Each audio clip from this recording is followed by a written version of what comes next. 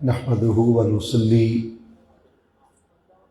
وسلم على رسوله النبي الأمين الحنين المكين الكريم الرؤوف الرحيم. أما بعد، فأعوذ بالله من الشيطان الرجيم. بسم الله الرحمن الرحيم. ادعو إلى سبيل ربك بالحكمة. صدق اللہ مولانا العظیم. نہایت ہی واجب الاحترام معزز و محتشم حاضرین و سامعین،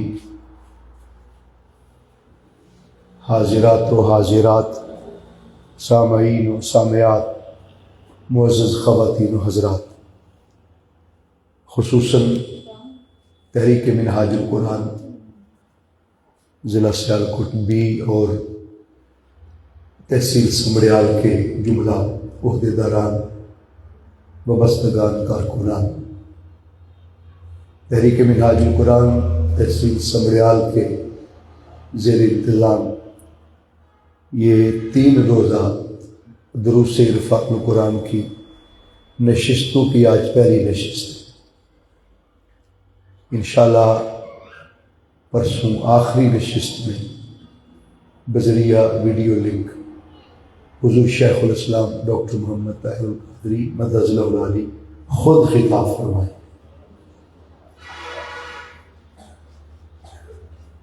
ہماری خوش نصیبی ہے کہ جنہیں اللہ رب العزت نے ماہ رمضان المبارک میں قرآن مجید فرقان حمید کا درس سننے، سیکھنے اور سکھانے کی توفیق عطا فرمائی. اور یہ درس اس لیے بھی ضروری تھا اور ضروری ہے کہ خالق کائنات نے ماہ رمضان المبارک کے جہاں کئی تعارف کروائے، ان میں سے ایک تعارف اس کا قرآن پاک کے ساتھ نتھی کر کے کرو. ہم جب پڑھتے تھے تو کسی سبجیکٹ کی، کسی مضمون کی تعریف پڑھتے تھے، شروع میں پہلے پیج پر جو لکھا ہوتا تھا کہ بیالوجی وہ کتاب ہے، آگے اس کی تعریف میں آ جاتا کیمسٹری وہ کتاب ہے. تو جب اللہ نے ماہ رمضان کا تعارف کروایا تو فرمایا شہر رمضان الذی انزل فیہ القرآن. رمضان وہ مہینہ ہے کہ جس کے دامن میں ہم نے قرآن نازل فرمایا. تو رمضان کے تعارف میں اللہ نے قرآن پاک کا ذکر کیا. کیوں؟ اس لیے کہ قرآن اللہ کا کلام ہے اور اللہ کا کلام اس کی صفت ہے. قرآن مخلوق نہیں ہے. اللہ فرماتا ہے کہ اس سے بڑھ کر ماہ رمضان کی برکتیں اور سعادتیں کیا ہوں گی اور سعادتیں کیا ہوں گی کہ جس کے دامن میں ہم نے اپنی صفت کو نازل فرما دیا.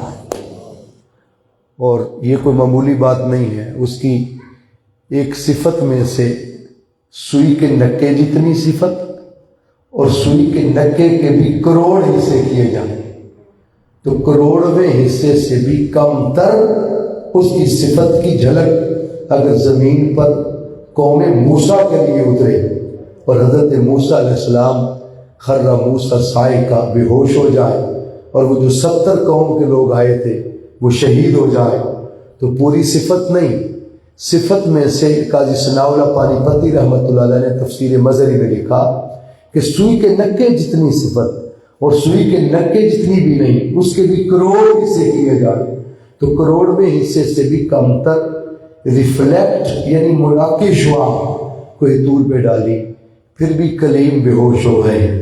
تم تو خوش نصیب ہو، اللہ نے پوری صفت کلام مصطفیٰ کے سینے کے ذریعے امت مصطفیٰ کو عطا فرمایا.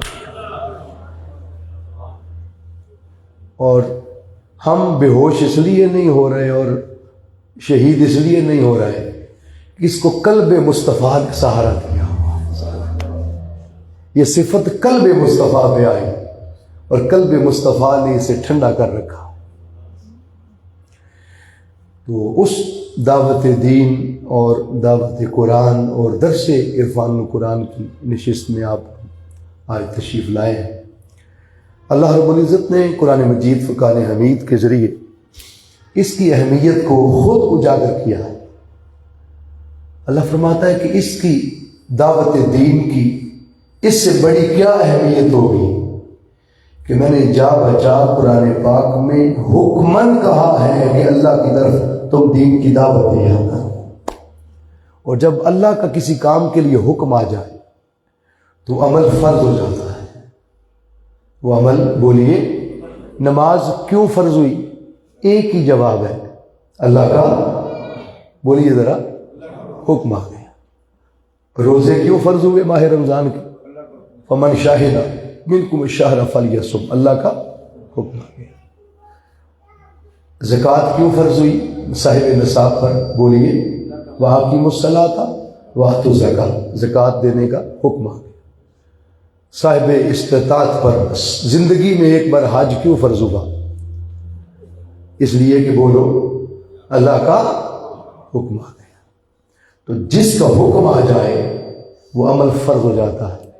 اللہ فرماتا ہے کہ دین کی دعوت دینا صرف مسجد کے امام پر اور خطیب پر فرض نہیں، BA کا مسلم جس نے خدا اور مصطفیٰ کا کلمہ پڑھا ہے، ہر اس شخص پر دعوت دین فرض ہے۔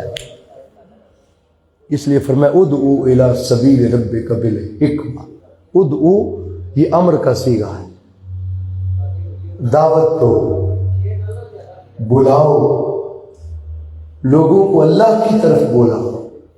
تو دعوت دین سے مراد حق کی طرف بلانا، اللہ کی طرف بلانا، اس کے محبوب صلی اللہ علیہ وسلم کی طرف بلانا، اس کے محبوب کے ذریعے لائق ہوئے اللہ کی توحید اور وحدانیت کے پیغام کی طرف لوگوں کو بلانا۔ اور فرمایا یہ دعوت حکمت کے ساتھ دو۔ دعوت کو اور حکمت کو نتھی کیا ہے، اور دعوت دینے کے اسلوب بھی سکھائے، آداب سکھائے۔ کہ فرمایا دعوت دینے کا طریقہ یہ نہیں ہونا چاہیے اور چلیے، فرمایا یہ نہیں، جب تم دعوت دو تو تمہاری زبان میں مٹھاس ہو، تمہاری زبان سے سن کر اگلا تیار ہو جائے۔ اس انداز سے دعوت دو کہ وہ دعوت حکمت سے بری ہو، اور وہ حکمت آقا صلی اللہ علیہ وسلم نے فرمایا کہ سب سے بڑا داعی بھی میں ہوں، اور سب سے بڑی حکمت بھی خدا نے مجھے عطا فرمائی۔ ویسے تو 1.25 کے 1.25 انبیاء علیہ السلام دعوت دین کا ہی کام کرتے رہے اور دعوت حق کا ہی کام کرتے رہے، اور خالق کائنات نے جن کو دعوت دینی تھی، آپ اس کی اہمیت کا اندازہ یہاں سے بھی لگا لیں کہ جن کو دعوت دینی تھی دین کی طرف، اپنی توحید کی طرف، اپنے رسولوں کی طرف، انہیں بعد میں بھیجا، لیکن دین کے داعی کو اللہ نے سب سے پہلے بھیجا۔ یعنی دین کی دعوت دینے کا پہلا فریضہ اللہ نے انبیاء کے ذمہ سپرد کیا۔ تو آپ نے دیکھا کہ نسل آدم بعد میں آئی جن کو بلانا تھا دین کی طرف، اور آدم علیہ السلام کو پیغمبر، رسول اور نبی بنا کر پہلے بھیجا۔ فرمایا امت بعد میں آئی جن کو دعوت دینی ہے، اور دعوت دینے والے داعی کو ہم نے پہلے بھیجا تاکہ دعوت لینے والوں سے بھی پہلے دعوت دینے والے کے ذمے اس کا فریضہ دے دیا جائے۔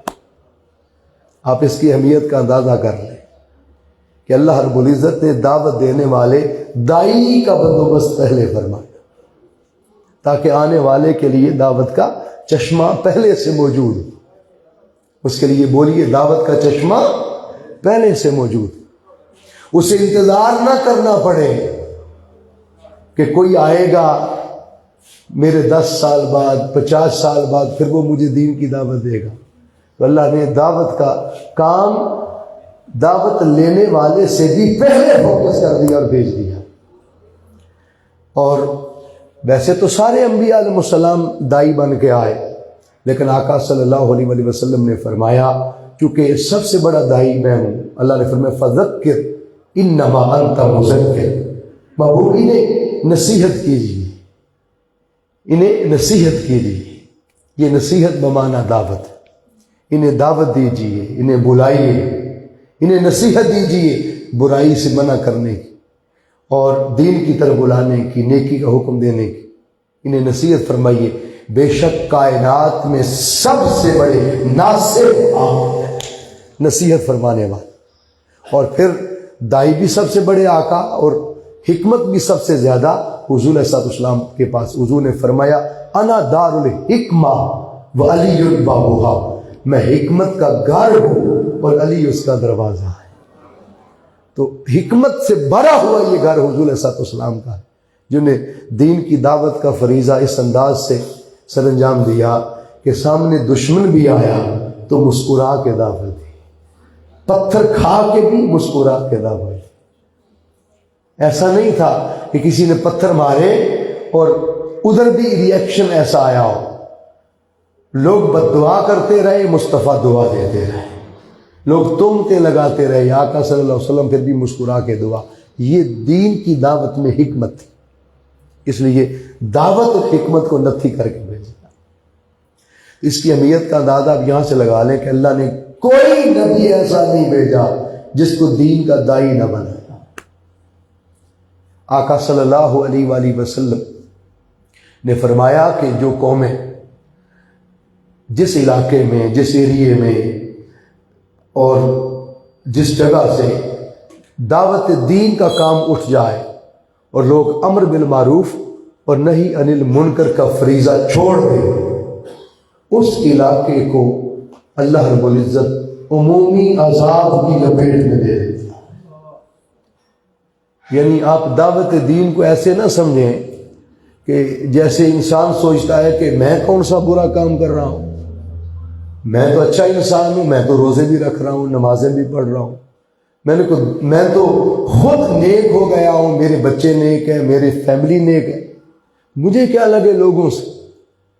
تو آقا صلی اللہ علیہ وسلم نے فرمایا جس علاقے میں نیکی کی دعوت دینے والے لوگ اٹھ جائیں، اللہ رب العزت اس پورے علاقے کو عذاب کی لپیٹ میں لے لیتا ہے۔ اور یہ کوئی زیادہ دور نہیں ہے، ہم اپنی زندگیوں میں دیکھیں تو کئی ایسے مرحلے، کئی ایسی چیزیں آئیں۔ 3-4 دن پہلے آپ نے دیکھا حافظ آباد کے علاقے میں اور نارنگ منڈی کے علاقے میں، لاہور کے کچھ علاقے، یہاں اتنی شدت کی ژالہ باری ہوئی، برف باری ہوئی ہے کہ جو شخص ویڈیو بنا رہا ہے وہ یہ پیغام دے رہا ہے کہ فصلیں اجڑ گئی، کسان اجڑ گئے، جانوروں کو نقصان ہو گیا۔ تو یہ عمومی طور پر علاقائی اللہ کا عذاب ہوتا ہے، اس کو سمجھنے کی ضرورت ہے۔ مظفر آباد کے علاقے میں وہ پورے کا پورا علاقہ تباہ ہو گیا۔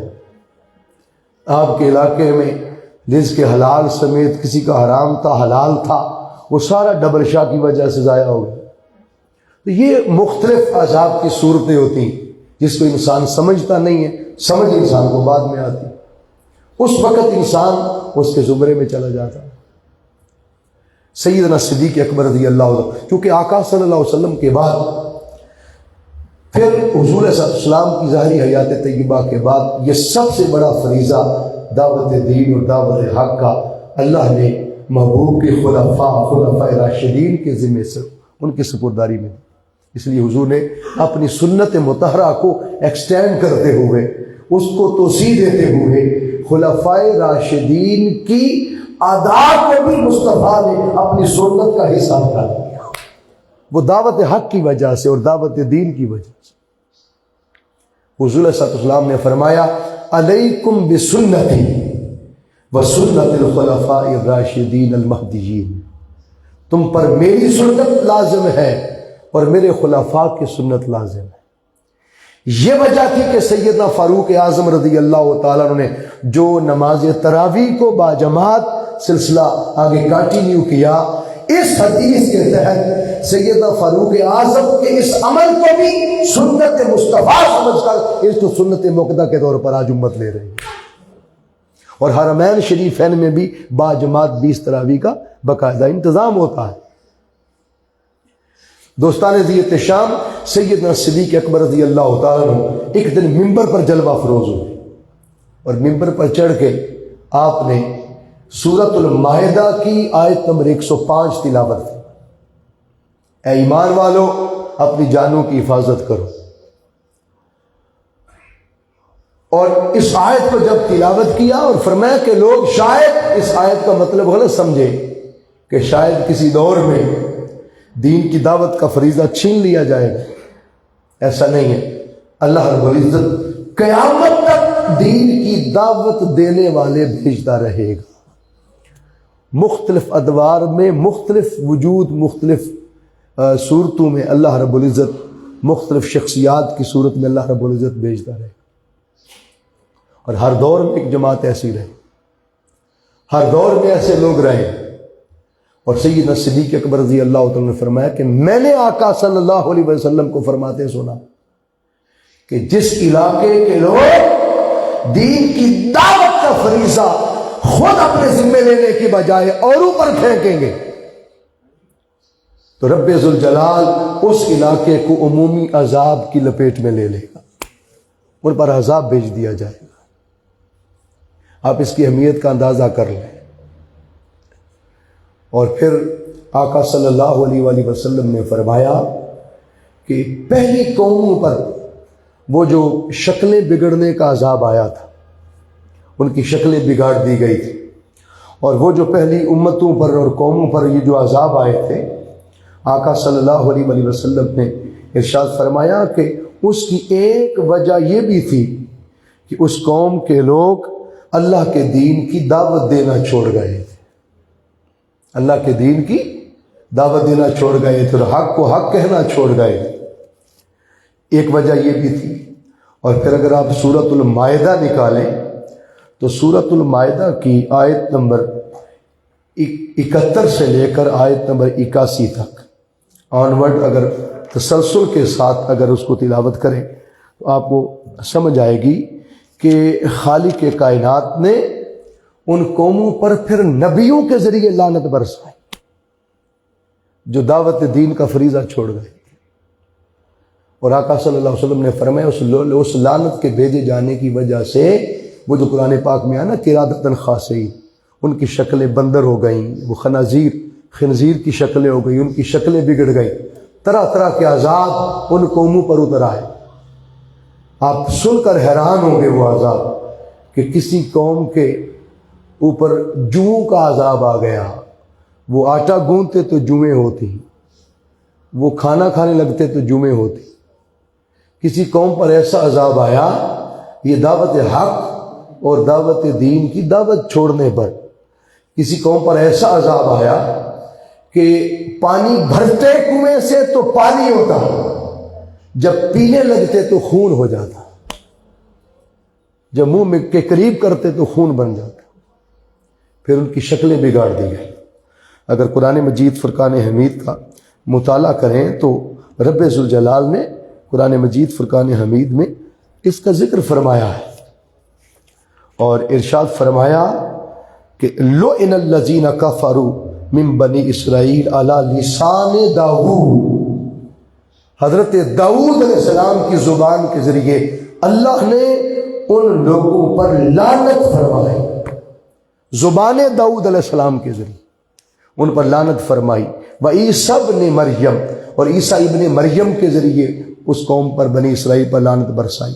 ذالک بما عصوا وکانوا یعتدون، اور اگلی آیت نمبر 79 میں فرمایا کہ کانوا لا یتناہون، اس لعنت کا ایک سبب یہ بھی تھا ام منکر فعلوہ، کہ وہ برائی کرنے والوں کو برائی سے روکتے نہیں تھے، برائی کرنے والوں کو بولیے برائی سے، ان کی آنکھوں کے سامنے برائی ہوتی رہتی تھی، وہ کہتے تھے ہمیں کیا لگے، میں تو نمازی ہوں، میرے بچے تو نمازی ہیں، وہ تو قرآن کے حافظ ہیں، مطلب کلام کے حافظ ہیں، وہ تو اللہ کے ساتھ جڑے ہوئے ہیں، لہٰذا مجھے کسی سے کیا لگے۔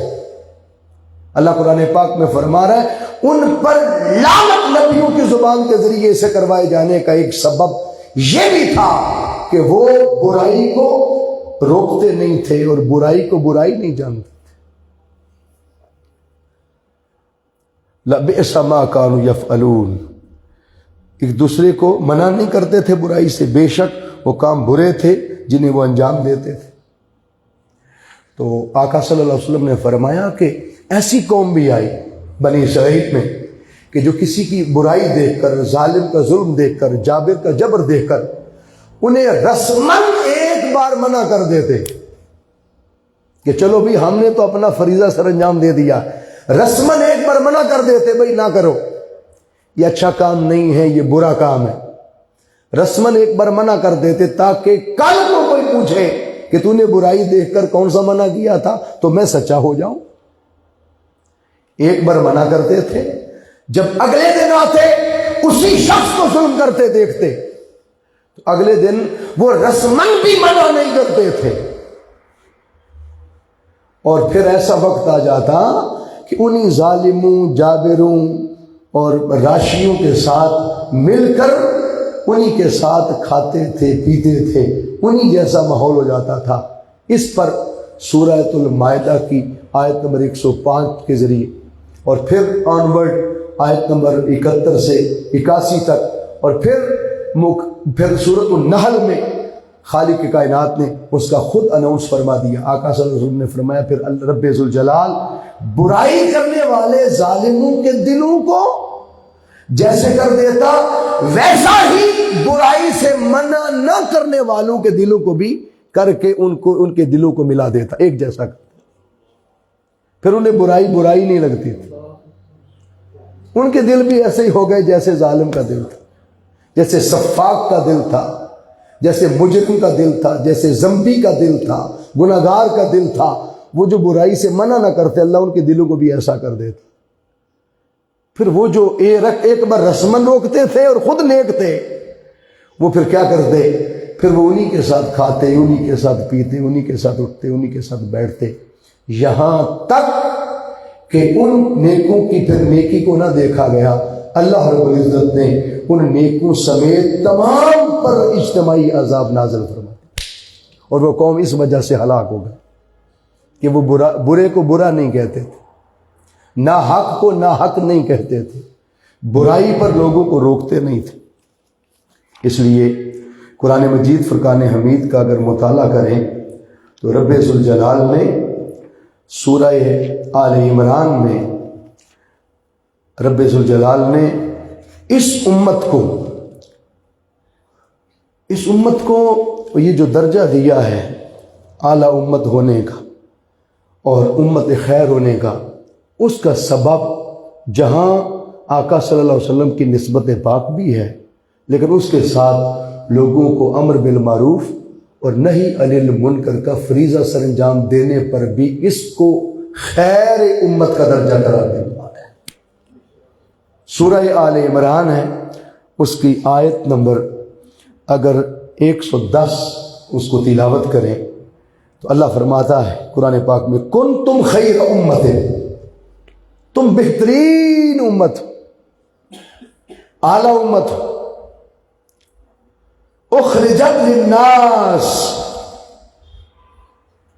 جو سب لوگوں کے لیے رہنمائی کے لیے ظاہر کی گئی ہے. تأمرون بالمعروف، کہ تم لوگوں کو نیکی کا حکم دو، وتنہون عن المنکر، اور لوگوں کو برائی سے بولو، منع کرو، روکو.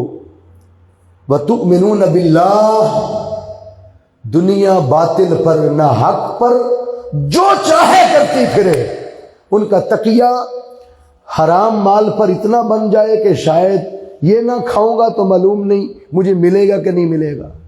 رشوت پر، سود خوری پر ان کا تقیہ اگر اس قدر بھی ہو گیا کہ شاید اس کے سوا اگر یہ میں نے نہ لیا تو شاید میں مر جاؤں گا، ختم ہو جاؤں گا. اللہ فرماتا ہے ایسے دور میں بھی وَتُؤْمِنُونَ بِاللَّهِ، ان کا تقیہ خدا پر ہی ہو، وہ ایمان کامل کے ساتھ اللہ پر تقیہ رکھے کہ رزق روٹی کا مالک کون ہے؟ بولیے اللہ. ہر نعمت عطا کرنے کا مالک کون ہے؟ بولیے اللہ رب العزت کی ذات.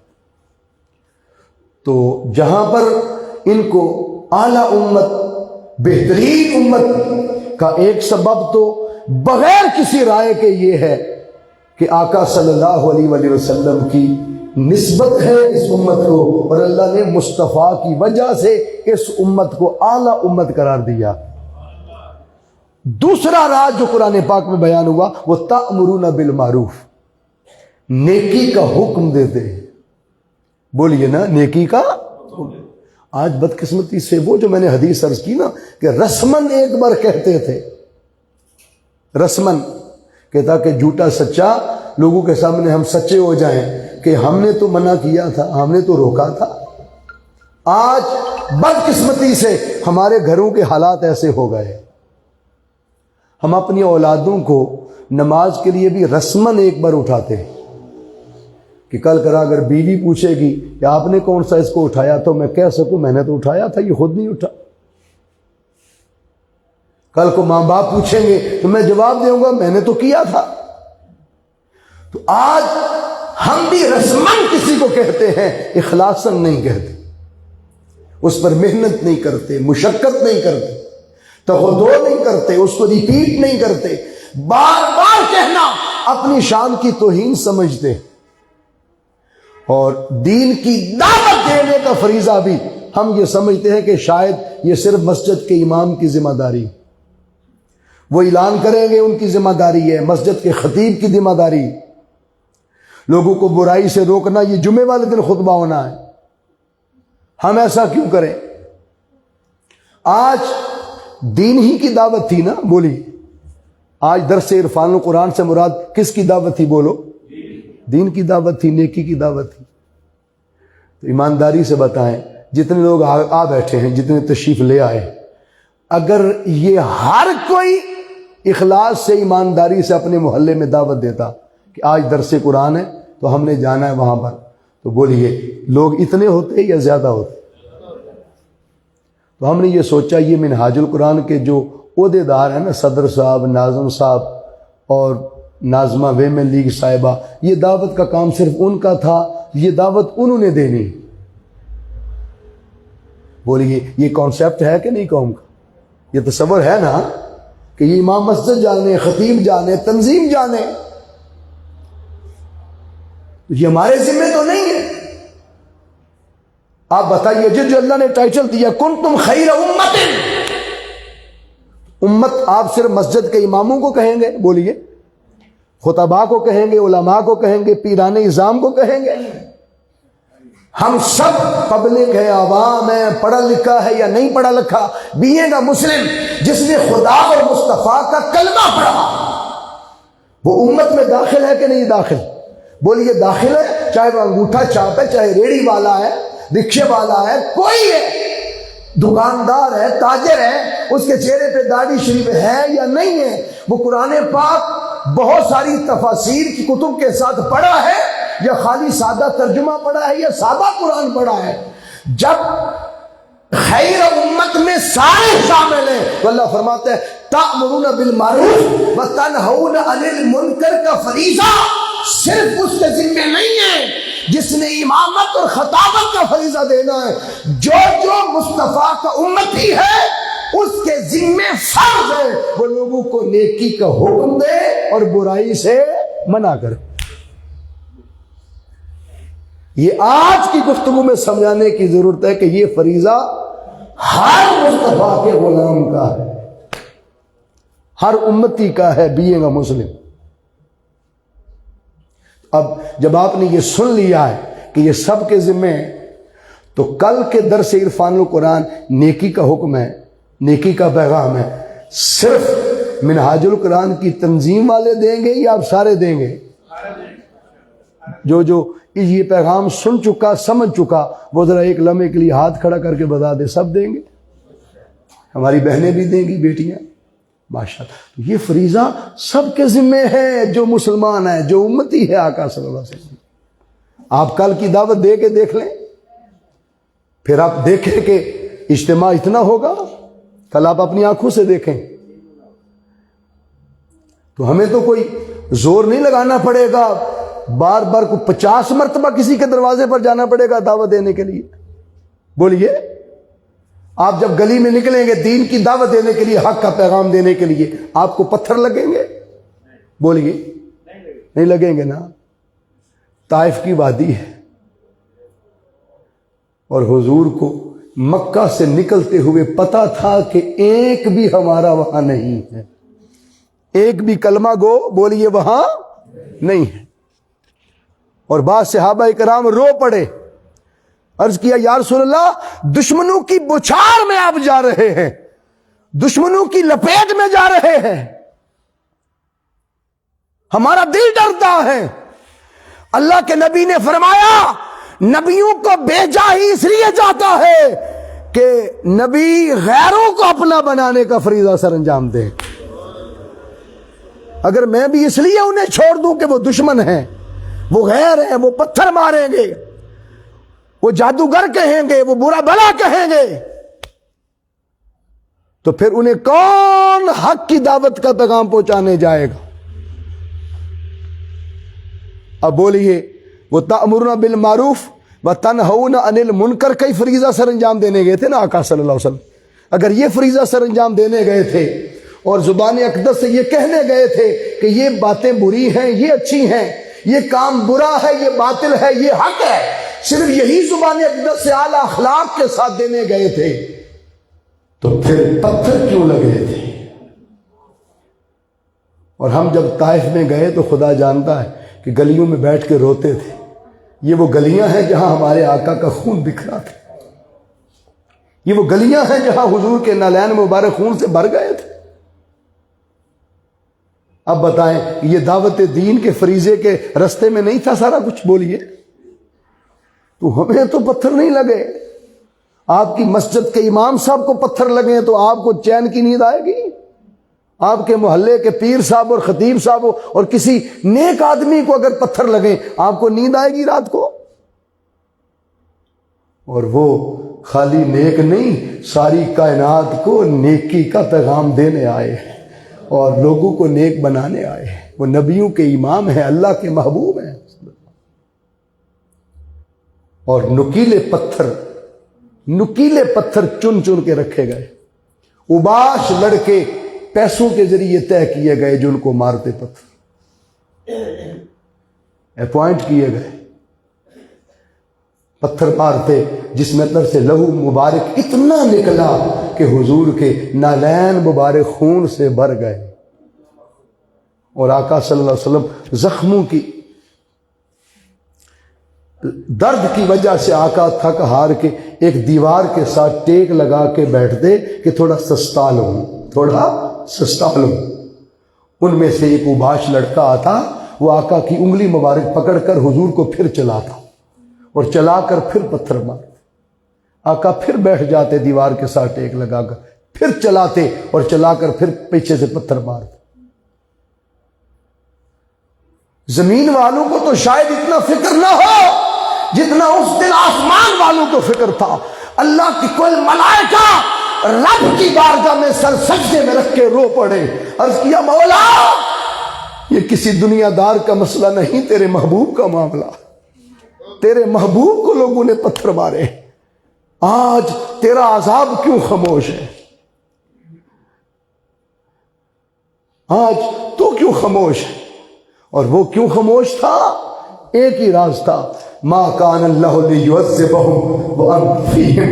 مصطفیٰ ان کے کرتوت دیکھو، عذاب دینے کو جی چاہتا ہے، ان میں یار کو دیکھو تو عذاب دینے کو دل نہیں کرتا ہے۔ وانت فیہم، مصطفیٰ آپ ان میں رہتے ہیں اس لیے انہیں عذاب نہیں دے رہا۔ تو آقا صلی اللہ علیہ وسلم کی بارگاہ میں وہ فرشتے آ گئے، یا آقا آپ ایک بار اجازت دے دیں، طائف کی پہاڑوں میں سب سے اونچے علاقے کے پہاڑ وہ ہیں اور مری کا علاقہ ہے، سمجھے، وہ ٹھنڈا علاقہ، تو ان پہاڑوں میں پیس کے رکھ دیں۔ اللہ کے نبی کی دعوت اور دعوت میں حکمت کا اندازہ کر لیں۔ حضور نے فرمایا مجھے زحمت نہیں، مجھے رحمت بنا کے بھیجا گیا ہے، اور تم میرے ساتھ ہاتھ اٹھا کے دعا کرو، پر نوری اٹھا کے دعا کرو اور آمین کہو۔ مجھے نگاہ نبوت سے نظر آ رہا ہے کہ اگر یہ میرے نہیں ہوں گے تو ان کی نسل مصطفیٰ کی ہو جائیں گے۔ تو دعوت دین کے فریضہ میں صرف سامنے والے لوگوں کو نہ دیکھا جائے کہ یہ میری دعوت قبول نہیں کریں گے تو میں انہیں کیوں دوں، یہ نہیں آئیں گے تو میں انہیں کیوں کہوں، یہ کل بھی نہیں آیا تھا تو میں آج اسے کیوں کہوں۔ انہیں دیکھ کے نہیں، اللہ کے نبی نے سامنے والوں کو دیکھ کے پتھر نہیں کھائے تھے اور دین کی دعوت کا فریضہ جاری نہیں رکھا تھا، ان کی آنے والی نسلوں کو سامنے رکھ کے دین کی دعوت کا فریضہ جاری رکھا تھا۔ آج کس گئے گزرے دور میں شیخ الاسلام ڈاکٹر محمد طاہر القادری مدظ العلی نے بھی اگر سامنے والوں کو دیکھ کے کرتے کہ یہ فتوے لگاتے ہیں، یہ ٹانگیں کھینچنے والے ہیں، یہ ہر رستے میں رکاوٹ بننے والے ہیں، یہ مجھے تسلیم نہیں کرنے والے اور یہ سارے مخالف ہیں، مزاحمتیں کرنے والے ہیں، تو شاید دعوت دین کا فریضہ رک جاتا اور شیخ الاسلام دعوت حق کے لیے ہجرت نہ کرتے، ہمیں چھوڑ کر دور نہ تشریف لے جاتے اور کتابیں لکھنے کا فریضہ جاری نہ رکھتے، دعوت حق کا کریا کریا، بستی بستی، ملک ملک، کبھی UK، لندن، کبھی امریکہ، کہاں کہاں جا جا کے دین کی دعوت، اس عمر میں کہ 74 سال عمر ہو گئی۔ آج 74 سال کے بابا جی کو گھر کی گلیوں میں نکلتے دیکھے تو آپ سہارا بنتے ہیں۔ اس عمر میں بھی وہ گلی گلی پھر رہے ہیں، اس عمر میں بھی لوگوں کے فتوے سن کر بھی دین کی دعوت دے رہے ہیں۔ وہ سامنے والوں کو نظر میں رکھ کے نہیں، مصطفیٰ کی امت کے آنے والے جوانوں کو سامنے رکھ کے کر رہے ہیں، آنے والی نسلوں کو سامنے رکھ کے دین کا پیغام اور دین کی دعوت کا کام کر رہے ہیں۔ یہ وجہ تھی کہ رب ذوالجلال نے قرآن مجید فرقان حمید میں ایک ایسا مقام بھی آیا کہ جس میں اللہ رب العزت نے ارشاد فرمایا، سورہ آل عمران کی آیت نمبر 104 میں فرمایا، وَلْتَكُمْ مِنْ أُمَّةٌ يَدْعُونَ إِلَى الْخَيْرِ وَيَأْمُرُونَ بِالْمَعْرُوفِ وَيَنْهَوْنَ عَنِ الْمُنْكَرِ وَأُولَئِكَ هُمُ الْمُفْلِحُونَ۔ تم میں سے ایک جماعت ایسی بھی ہونی چاہیے جو لوگوں کو نیکی کی دعوت دے، جو لوگوں کو خیر کی طرف بلائے، یدعون الی الخیر، خیر کی دعوت دے۔ تم میں سے ایک جماعت ضرور بر ضرور ایسی ہونی چاہیے، توجہ ہے نا، ایک جماعت ضرور بر ضرور ایسی ہونی چاہیے۔ وَيَأْمُرُونَ بِالْمَعْرُوفِ، ہزار رکاوٹوں کے باوجود، حالات سازگار ہوں یا نہ ہوں، حالات آپ کے موافق ہوں یا آپ کے موافق نہ ہوں، اس کے باوجود امر بالمعروف اور نہی عن المنکر کا فریضہ سر انجام دیتے رہیں۔ اللہ فرماتا ہے وَأُولَئِكَ هُمُ الْمُفْلِحُونَ، مبارک ہو، دعوت کا فریضہ سر انجام دیتے رہنا تمہارا کام ہے، کامیابی تمہارا مقدر بنے گی، کامیابی تمہارے قدموں کو چومے گی۔ وَأُولَئِكَ هُمُ الْمُفْلِحُونَ، یہی لوگ ہیں جنہیں دارین کی فلاح کی گارنٹی اور مجدہ جافزہ سنا دیا گیا، جنہیں شیورٹی دے دی گئی کامیابی کی اس فریضے کی وجہ سے۔ اور آپ کو مبارک ہو، اس صدی میں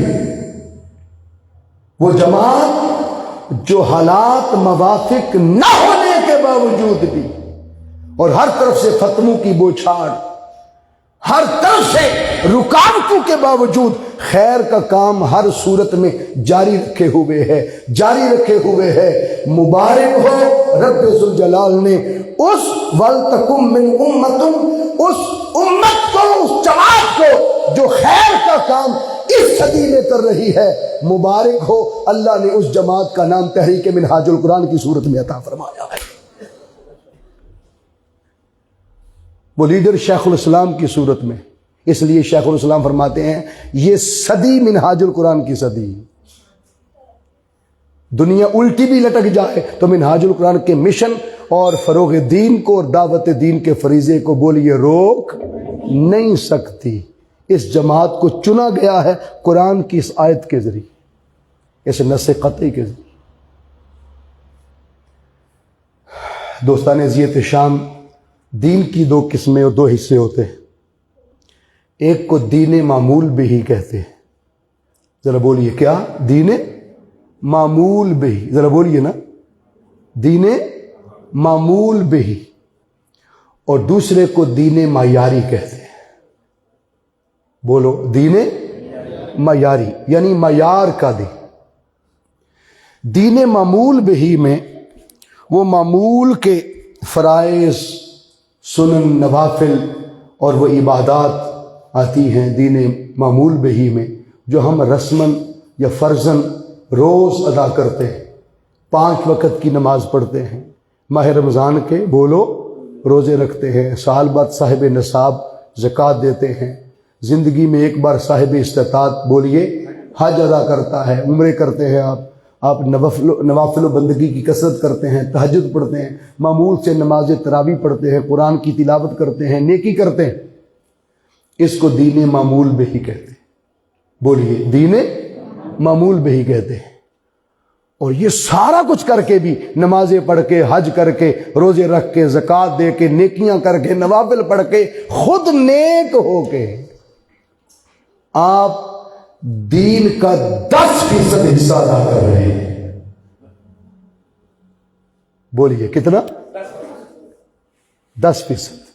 ارکان اسلام کی پریکٹسز اور تمام نوافل و بندگی آپ ادا کر کے بھی جو روٹین میں آپ مسجد کے ساتھ ان ریلیونٹ رہتے ہیں، یہ کتنے فیصد ادا کر رہے ہیں؟ بولیے 10%.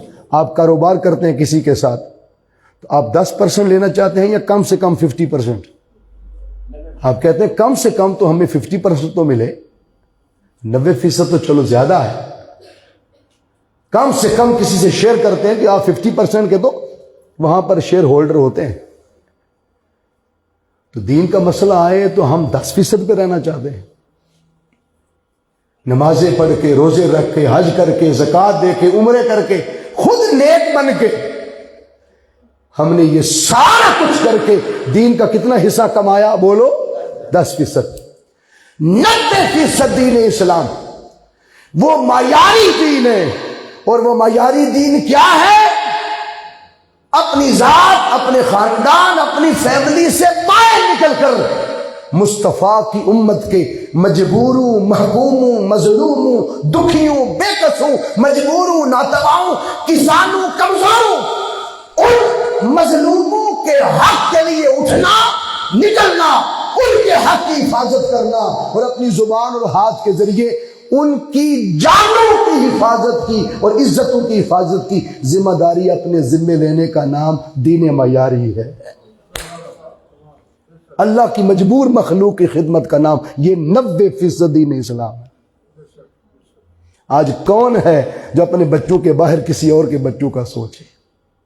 دور نہ جائیں، تازہ ترین مثال فلسطین کی لے لیں. 57 اسلامی ملکوں میں سے سوائے تھوڑا بہت ایران کی کوئی ایسا ملک ثابت کرے جس نے عملاً فلسطینیوں کا ساتھ دیا ہو.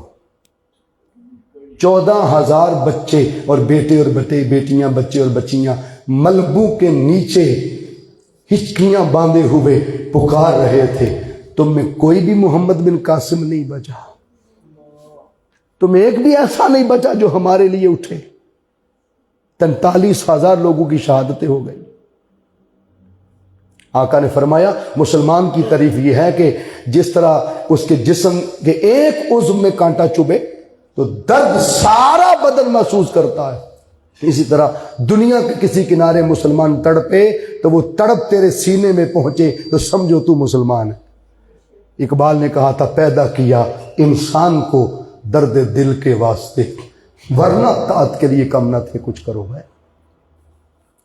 حاضرین، وقت کی قلت کے باعث بہت ساری آیتیں، بہت سارا مواد میں چھوڑے جا رہا ہوں، اختتام کی طرف لے کے آ رہا ہوں تاکہ ہم آج وقت پر آپ کو چھوڑیں. گو یہ تاخیر سے آج شروع ہوا، کل اس سے تھوڑا جلدی شروع ہوگا.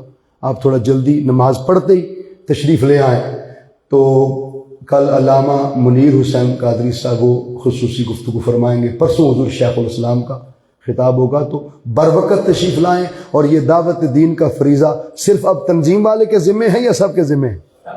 ماشاء الحمدللہ. دوستان عزیز شام، آئیے کہ اگر دعوت دین کے رستے میں کسی قسم کی بھی رکاوٹ آئے، پریشانی آئے، تو بندہ ہر ممکن سطح پر اس پر گامزن استقامت کے ساتھ فائز اور قائم رہے تو رب ذوالجلال اس کو وہ جو 90% دین کا حصہ ہے اس کا فیضان عطا فرماتا ہے. اور فیضان کیسے ملتا ہے؟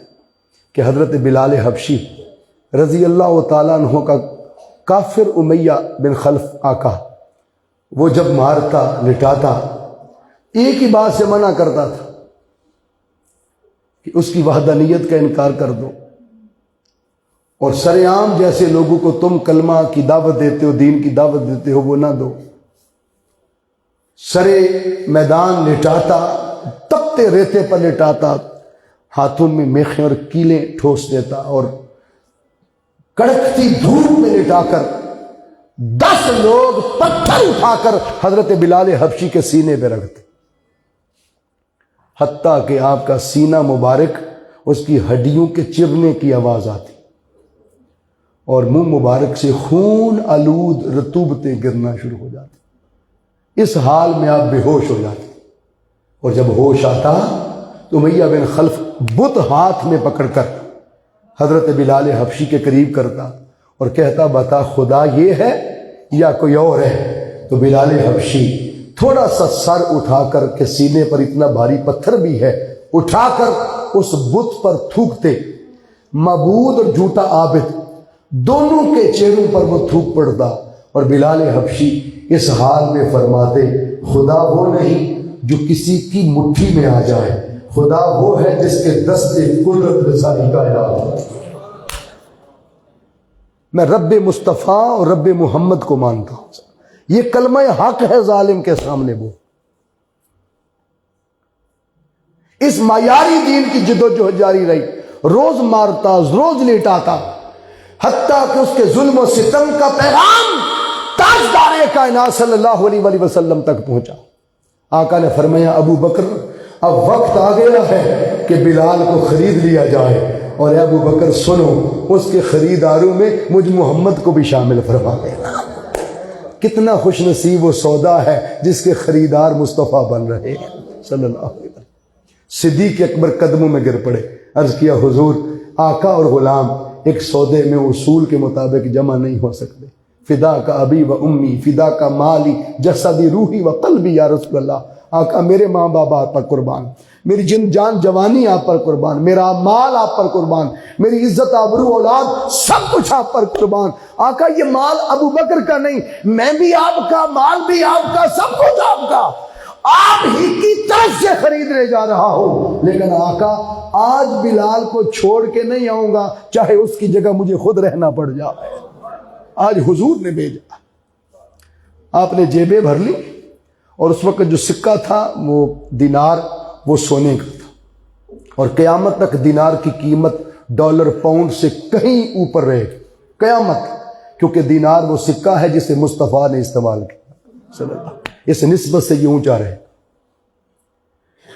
تو سونے کی اشرفیوں سے جیبیں بھر لی اور چلے گئے۔ امیہ بن خلف اپنے ساتھیوں کے ساتھ مار رہا تھا، چمباڑی پکڑ کے دور پھینکی، صدیق اکبر نے پیر کی ٹھوکر مار کے پتھر سینے سے اڑا کے رکھ دیا، اور بلال کو سینے سے لگا کر کندھے پہ اٹھا کر فرمایا امیہ بن خلف اس کے بدلے مانگ، کیا مانگتا ہے؟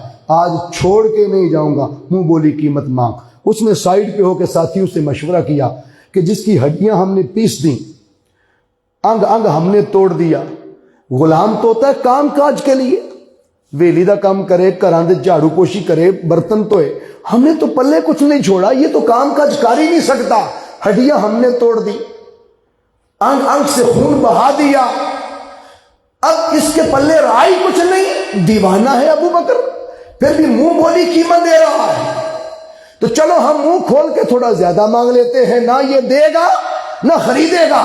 بس امیہ بن خلف نے منہ کھول کے کچھ زیادہ مانگا، صدیق اکبر نے ایک ہی پاکٹ میں ہاتھ ڈال کے اشرفیوں کی تھیلی نکال کے اس کے منہ پہ پھینکی، فرمایا تیری ڈیمانڈ سے تھوڑے زیادہ ہی ہوں گے، یہ رکھ لو، اور دوسری جیب سے اشرفیہ نکال کے فرمایا بلال کا صدقہ بھی رکھ لو۔ یہ ہے ڈبل قیمت۔ پھر غلاماں نے جب تک بکے نہ تھے کوئی پوچھتا نہ تھا، آقا تو نے خرید کر انمول کر دیا، جتن جتن ہر کوئی کھیڑے تے تو ہارن کھیڑ فقیرہ، جتن دا مل کوڈی پیندا ہارن دا مل ہی۔ یہ سختیاں کس بات کی تھی؟ وہ دعوت دین کے رستے کی تھی۔ حاضرین محترم، سیدنا بلال حبشی رضی اللہ تعالیٰ عنہ کو صدیق اکبر نے کندھے پہ اٹھایا ہوا ہے، میں دعوت دین پر جو پھر اجر اور انعام ملتا ہے اور جو کچھ پھر عطا ہوتا ہے اس پر آگے جا رہا ہوں. ختم کرتے ہوئے کندھے پہ اٹھایا لے کے آ رہے تھے مدینہ پاک کی طرف. تو تھوڑا سا جب آگے گئے تو امیہ بن خلف کے ساتھیوں نے تالیاں بجا کے مذاق اڑایا پیچھے سے کہ جس غلام کے پلے ہم نے چھوڑا کچھ نہیں تھا، دیوانہ ہے ابو بکر کہ اسے بھی منہ بولی قیمت سے زیادہ پیسے دے کے خرید کے لے جا رہا ہے، اس سے بڑا دیوانہ اور مجنوں کون ہوگا. مذاق اڑایا. اس سے پتہ چلا کہ دین کے رستے میں مذاق اڑانے والے بھی آئیں گے. اور پیغام کیا دیا؟ صدیق اکبر نے اپنا چہرہ انور امیہ بن خلف کی طرف کیا. بلال حبشی کو کندھے پہ اٹھایا ہوا ہے، بلال بے ہوش ہے اور منہ مبارک سے خون آلود رطوبتیں گرتی جا رہی، بے ہوش ہے. صدیق اکبر نے فرمایا امیہ بن خلف سنو، تو میری دیوانگی پہ ہنستے ہو، مذاق اڑاتے ہو، استہزاء کر رہے ہو. سنو، جنہیں تم نیچے لٹانا جانتے ہو اور گرانا جانتے ہو، انہیں ہمارے آقا اوج ثریا پہ پہنچانا جانتے ہیں. یہ جملہ صدیق اکبر کے منہ مبارک سے کیا نکلا کہ مکہ فتح ہو گیا اور 10,000 صحابہ حضور کے ارد گرد ہیں. تحریک منہاج القرآن کے کارکنان سنیں، رفقا سنیں، میں بھی سنوں، آپ بھی سنیں. 10,000 کا اجتماع ہے. بڑے بڑے مفسر، بڑے بڑے نامور، بڑے بڑے مالدار، بڑے بڑے عہدوں والے حضور کے ارد گرد ہیں. 10,000 کا اجتماع ہے. لیکن قربان جائیں حضور کو بلال نظر نہیں آیا. ظاہر ہے حضور نے فرمایا اینا بلال من حبشہ، وہ حبشہ سے بکنے والا میرا غلام بلال کہاں ہے؟ صحابہ نے عرض کیا حضور جہاں صحابہ نے جوتے اتارے ہیں نا، بلال وہ صحابہ کے جوتے سیدھے کر رہا ہے. نوکر اپنا کام کر رہا ہے، غلام اپنا کام کر رہا ہے، کارکن اپنا کام کر رہا ہے. اس سے ہمیں ایک تربیت ملی کہ کارکن جہاں بھی رہ کر جس سطح پر بھی وہ چاہے وہ جوتے سیدھے کرنے کا کام ہی کیوں نہ ہو، اگر وہ یہ کام اپنا جاری رکھے سمجھ لے لیڈر کی نظروں میں رہتا ہے. جو آمنے سامنے ہاتھ چومنے والے ہیں لیڈر صرف انہیں نہیں دیکھتا، ان کے بھی خوابوں میں آتا ہے جو دین میں اتنی خدمت بھی کرے، ان کی نگاہوں میں رہتا.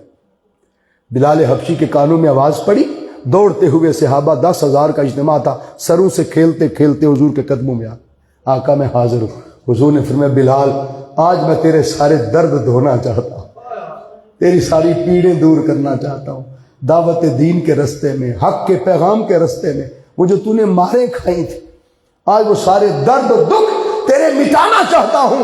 بلال جو میرے یار ابو بکر کے منہ سے نکلا تھا کہ جنہیں تم نیچے گرانا جانتے ہو انہیں ہمارے آقا اوج ثریا پہ پہنچانا جانتے ہیں، آج میں چاہتا ہوں خدا کا کعبہ نیچے ہو، میرے غلام کا قدم اونچا ہو. آج کعبے کی چھت پہ چڑھ کے اذان دے. بغیر جنگ لڑے حضور نے اس کو نام کیا دیا؟ بولیے فتح، بولیے فتح مکہ. عام طور پر تو فتح اسے کہتے ہیں کہ دو طبقے آپس میں لڑے، مخالفین لڑے، ایک ہار جائے ایک جیت جائے، جو جیت جائے اس کو کیا کہتے ہیں؟ بولیے. اس نے فتح حاصل کر لی. مکے میں تو لڑائی ہوئی نہیں، خون تو بہا کوئی نہیں، دشمن ٹھہرا کوئی نہیں، وہ تو سارے بھاگ گئے، مکہ خالی تھا. تو اس کے نام فتح کا نام منسوب آقا نے کے دیا، موسوم کر دیا، اس کا نام فتح مکہ رکھا. کیوں؟ اس لیے نہیں کہ جنگ لڑی گئی ایک طبقہ جیت گیا ایک ہار گیا، نہیں. اس کا راز یہ تھا کہ جہاں جس معاشرے میں مظلوموں کو، محکوموں کو، مجبوروں کو دین معیاری بتا رہا، دکھیوں کو، پریشان حالوں کو اتنا بلند کر دیا جائے، اتنا بلند کر دیا جائے جیسا آقا نے اس دن بلال حبشی کو اونچا کیا.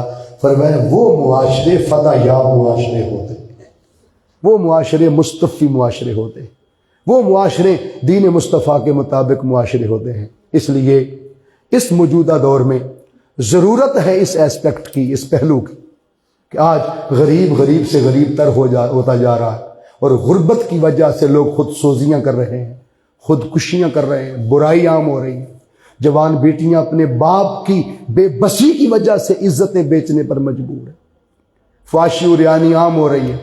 یہ سارے اس دکھ درد کے پیچھے جو کہانی ہے وہ ایک ہی راز ہے کہ دین معیاری پر لوگوں کی توجہ فوکس نہیں رہی۔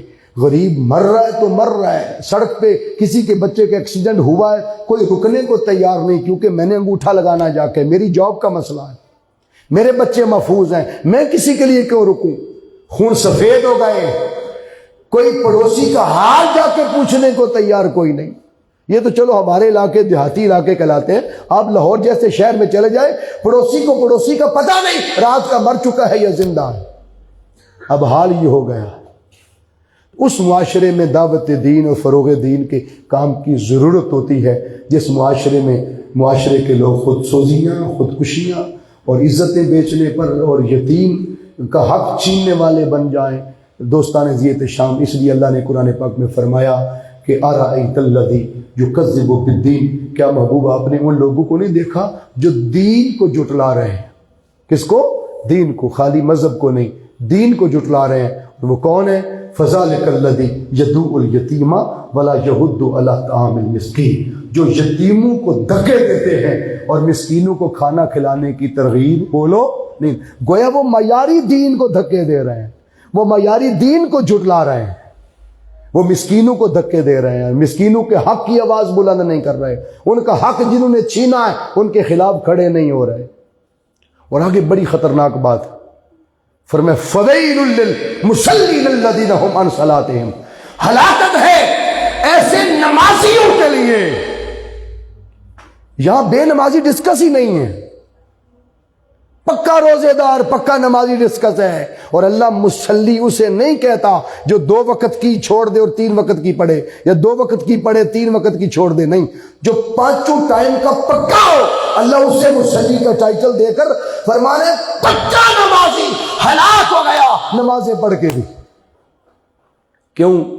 یراؤن ویمنعون الموت، وہ نمازیں پڑھ کے دکھاوا کرتا رہا، اور دکھاوا کیا ہے؟ ادھر مسجد میں اس سے بڑا متقی کوئی نہیں ہوتا، دکان پر اس سے بڑا ڈاکو کوئی نہیں ہوتا، یہ دکھاوا ہے۔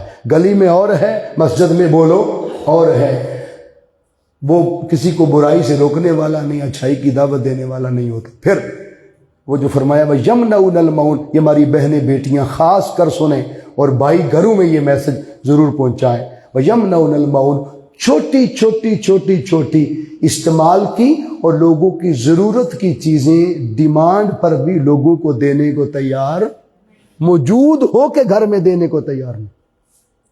کسی کو جاگ کے لیے لسی کی ضرورت پڑ گئی، چھوٹا سا عمل ہے، کسی کے گھر سوئی نہیں مل رہی وقتی طور پر، آپ کے گھر مانگنے آ گیا، اور اگر آپ نے 50 باتیں سنا کے ناک چڑھا کے یہ کہا کہ دیکھو جی کاٹن تو بڑی پہنتے ہیں، گاڑی پہ گھومتے ہیں، گھر میں سوئی بھی نہیں، اگر ناک چڑھا کے دی پھر بھی فائدہ کوئی نہیں، خوش اسلوبی سے مسکرا۔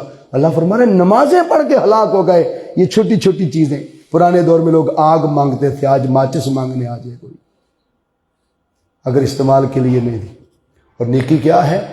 آخری جملہ 4 سپارہ پہلی آیت، اللہ فرماتا ہے لن تنالوا البر حتی تنفقوا مما تحبون، تم ہرگز نیکی کو پہنچ ہی نہیں سکتے جب تک اپنی محبوب شے اللہ کی راہ میں خرچ نہ کر۔ ہم بھی سخی ہیں، بولیے ہم بھی سخی ہیں۔ ہم کتنے بڑے سخی ہیں؟ یہ کپڑے مجھے چھوٹے ہو گئے، یہ اب اللہ کی راہ میں دے دیں، اب میرے پہننے کے قابل نہیں رہے، یہ جوتے اب میں نے نہیں پہننے، دے دیں، یہ برتن ہمارے استعمال کے نہیں رہے، یہ کسی کو دے دیں۔ ہماری سخاوت اس شے کی ہے جس سے ہمیں نفرت ہو گئی۔ اللہ فرما رہے نیکی نیکی تب بنتی ہے جب نفرت والی شے نہیں بلکہ محبوب شے اللہ کی راہ میں۔ سیدات نساء اہل الجنہ بی بی فاطمہ زہرا سلام اللہ علیہا کا کل یوم وصال مبارک بھی تھا۔ سیدہ پاک کو حضور نے ایک لباس میں رخصت فرمایا۔ آج وری بنا بنا کے بیٹیاں بہنیں تھک جاتی ہیں، باپ کی دوڑ لگی ہے، 50 سوٹ بنانے ہیں، 10 بنانے ہیں، 25 بنانے ہیں، 50,000 والا سوٹ بنانا ہے۔ حضور سے بڑا بھی کائنات کا کوئی مختار تھا اور ہے، جن کے جوڑے جنت سے آئے۔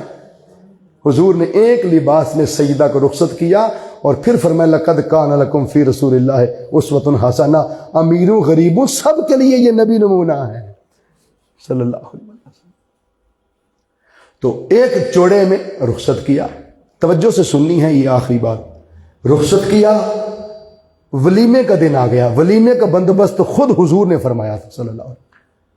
مولا علی کا ولیمہ آقا نے بنایا، تیار کیا، اور اس دن جب ملنی کا دن تھا، اگلا دن دوسرا دن، آقا جب تشریف لے گئے تو دیکھا کہ سیدہ نساء اہل الجنہ بی بی فاطمہ الزہرا سلام اللہ علیہا نے گھر سے پیوند لگا ایک عام سا لباس پہنا ہوا اور سہیلیوں کے جرمٹ میں، اور ساری سہیلیوں کے لباس نئے ہیں اور سیدہ کا لباس گھر کا عام سا سادہ لباس ہے۔ تاجدار کائنات کی آنکھوں میں آنسو آ گئے، حضور رو پڑے۔ آقا نے فرمایا شہزادی یہ کون ہے؟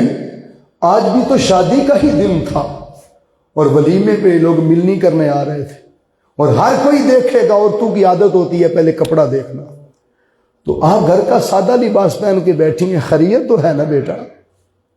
عرض کیا بابا آپ سے ہی تو سنا اور سیکھا ہے کہ جو تمہیں محبوب ہے وہ اللہ کی راہ میں دے دے۔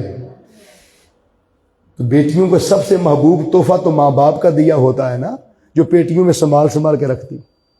آج کسی بیٹی سے کہہ دیں ماں باپ کے گھر والی رضائی دے دیں کسی کو، وہ نکال کے دے دے تو پھر پکڑ لے۔ وہ سوٹ دے دے جو آپ کے بابا نے خرید کے آپ کو اسپیشل گفٹ کیا تھا، نہیں یہ تو میرے ماں باپ کی نشانی ہے۔ ارے کائنات میں کوئی نشانی محمد عربی سے بھی بڑی نشانی ہے کسی کی صلی اللہ علیہ وسلم۔ مصطفیٰ کا دیا ہوا تحفہ ایک جوڑا۔ سیدہ پاک نے پھر عرض کیا بابا آج دروازے پر ایک یتیم بیٹی آئی تھی اور وہ آواز دیتی تھی کہ میری شادی ہے اور میرے پاس پہلے دن پہننے کا سوٹ نہیں ہے، لباس نہیں، سنا ہے آپ کے دروازے سے کوئی خالی نہیں جاتا۔ تو بابا میں نے وہ اپنا سوٹ جو مجھے بڑا محبوب تھا کہ میرے بابا نبی نے دیا تھا، میں نے وہ آج اس یتیم بچی کو عطا فرما دیا۔ مصطفیٰ نے فرمایا بیٹی تو نے دین کا حق ادا کر دیا، یہ دین کا حق ہے۔ اللہ کرے ہم عملاً دین معیاری اور وہ دین جس دین کے بارے میں اصلاً پوچھ گچھ ضرور ہونی ہے، ارے اس کے جو فرائض تمہارے ذمے تھے وہ جب چاہے کسی کو معاف کر دے، لیکن بندوں کے حق ان سے پوچھے بغیر بولو معاف نہیں کرے گا۔ اس لیے آج دین معیاری کی طرف آنے کی ضرورت ہے۔ یہ وجہ ہے کہ بڑی دنیا کہتی رہی ڈاکٹر طاہر القادری صاحب کیوں دھرنے دیتے ہیں، کیوں اس قوم کے مظلوموں کی بات کرتے ہیں، یہ پاکستان کے ملک کی کیوں بات کرتے ہیں، انہیں کیا پڑی ہے، انہیں چاہیے مسجد میں تقریریں کریں، خطاب کریں، امامت کروائیں، کتابیں لکھیں، بس یہ کام کریں۔ انہیں کیا خبر تھی کہ ڈاکٹر طاہر القادری نے صرف 10% دین کا حصہ نہیں پڑھا، 90% دین کا حصہ بھی پڑھا ہے، اور مطالعہ کر کے امت تک وہ میسج پہنچانا چاہتے ہیں۔ میرے پاس کچھ بھی نہ تھا روز محشر، نبی کا وسیلہ ہی کام آ گیا ہے، مزہ تب ہے محشر میں سرکار کہہ دے وہ دیکھو ہمارا غلام آ گیا۔ اللہ سن کر سمجھ کر عمل کی توفیق عطا فرمائے، اور کل انشاءاللہ میں امید رکھوں کہ یہ گیدرنگ اس حال میں پوری نہیں آئے گی۔ بولیے نا، سارے دائی ہیں نا، حضور کا ہر امتی دائی ہے دین کا، تو خیر کے کام کے لیے آپ نے دعوت دینی ہے۔ کوئی پتھر نہیں آپ کو لگیں گے، کوئی فتوے نہیں لگیں گے، کچھ نہیں ہوگا۔ آپ نے بس زبان سے دعوت دینی ہے، اچھی اخلاق سے، حکمت کے ساتھ، انشاءاللہ اللہ کی توفیق سے یہ سلسلہ بڑھے گا۔ اللہ سن کر سمجھ کر عمل کی توفیق عطا فرمائے۔ اللہم صلی علی سیدنا مولانا محمد وعلی آلہ وصحبہ وبارک وسلم۔ ربنا آتنا فی الدنیا حسنۃ وفی الآخرۃ حسنۃ وقنا عذاب النار۔ پروردگار تیرا محبوب سر سجدے میں رکھ کے 52 برس کی عمر میں رو پڑے تھے مکہ کہ مولا میں نے 52 سال مکے والوں کو دے دیے ہیں، لیکن صرف 450 لوگ میرے ہوئے اور 12 لاکھ کی آبادی، ابھی تو مکے میں انقلاب نہیں آیا تو پوری دنیا میں کیسے آئے گا؟ زندگی کے تھوڑے سال پیچھے رہ گئے. پروردگار یہ کیسے ہوگا؟ اللہ نے کہا محبوب اخلاص کے ساتھ آپ کا پہنچا دینا آپ کے ذمے تھا، باقی ہمارے ذمے ہے. مولا تحریک منہاج القرآن نے پہنچا دینے والا فریضہ سر انجام دے رکھا ہے، دے رہی ہے. اس وقت بھی 70 شہروں میں، اور بلکہ 70 شہروں میں تو مرکز کی طرف سے، اور ٹوٹل 150 کے قریب شہروں میں تیرے محبوب کے دین کی دعوت کا کام اس وقت منہاج القرآن کر رہی ہے، اور پورے ماہ رمضان میں یہ سلسلہ جاری ہے. پروردگار دعوت دین کی اس پیغام کی وجہ سے مولا لوگوں کے دل بدل دے، حالات بدل دے، اور اس معاشرے کو جلد مستفی انقلاب کی طرف گامزن فرما دے. مولا آقا صلی اللہ علیہ وسلم کے دین کی ترویج کے لیے ہمیں چن لے، اور ہر منہاج القرآن کے کارکن کو خصوصاً اور حضور کی امتی کو بالعموم دین کا داعی بنا. ہمیں اصل دین کی فکر کو سمجھنے کی توفیق نصیب فرما. ہماری نسلوں کو یزیدی فکر نہیں بلکہ حسینی فکر سے مالا مال فرما. ہمیں اپنا کردار ادا کرنے کی توفیق عطا فرما. ہمیں دین کا شعور اور دین کی سمجھ نصیب فرما. وَنُنَزِّلُ مِنَ الْقُرْآنِ مَا هُوَ شِفَاءٌ وَرَحْمَةٌ لِّلْمُؤْمِنِينَ. مولا جس کے گھروں میں بیٹیوں کے رشتوں کا مسئلہ ہے، پروردگار ان کے دروازوں پر اعلیٰ خوبصورت ان کی ریکوائرمنٹ کے مطابق رشتے بھیج دے. جن بیٹوں کی روزگار کا مسئلہ ہے، پروردگار ان کو رزق حلال والے اچھے روزگار نصیب فرما. اس معاشرے کو غیبت سے، چغلی سے، جھوٹ سے، مکر سے، رشوت سے، سود سے بچ کر مستفی معاشرہ بنا دے اور دیندار معاشرہ بنا دے. حضور کی ساری امت کی بخش فرما. ہمارے والدین کی بخش فرما، جن کے زندہ ہیں انہیں ایمان پر سلامتی عطا فرما. وَنُنَزِّلُ مِنَ الْقُرْآنِ مَا هُوَ شِفَاءٌ وَرَحْمَةٌ لِّلْمُؤْمِنِينَ. صلی اللہ تعالیٰ علی رسولہ خیر خلقہ محمد وعلی آلہ وصحبہ اجمعین.